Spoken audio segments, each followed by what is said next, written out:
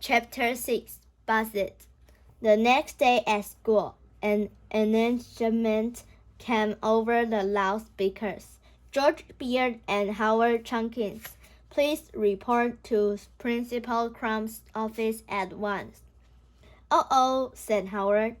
I don't like the sound of that.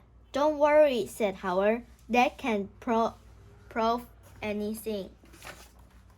George and Howard entered Principal Crumb's office and sat down on the chairs in front of his desk.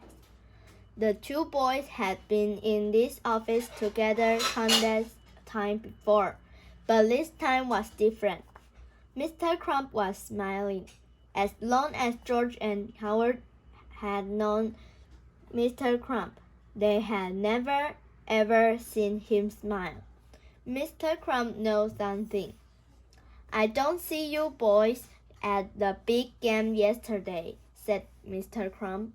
Oh, no, said Howard. We weren't feeling well. Yeah, said Howard, standing nervously. We went home.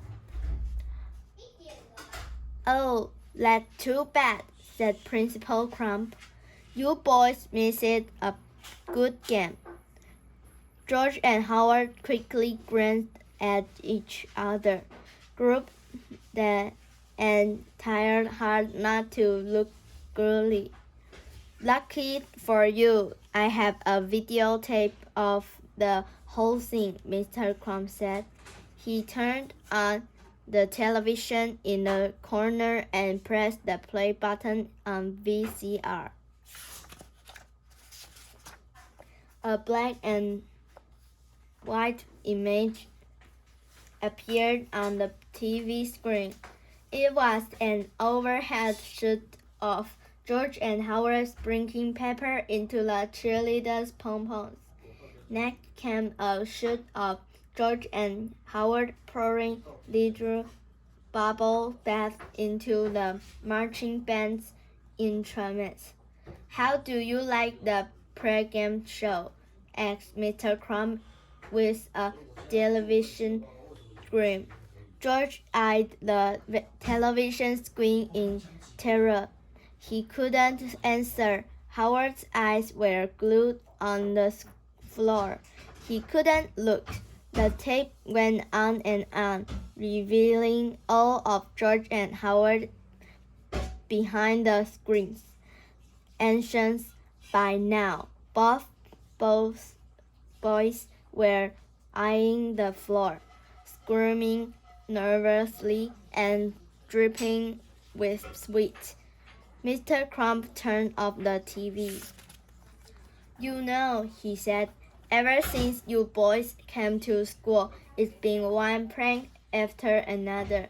First you put these pig frogs in the jello salad in the prank teacher's banquet. Then you made it show in the cafeteria. Then you rigged all the intercoms so they played World All. Yakult songs, food bells for 6 hours straight. For 4 long years, you two have been running amok in the school, and I've never been able to prove anything until now. Mr. Crumb held the videotape in his hand.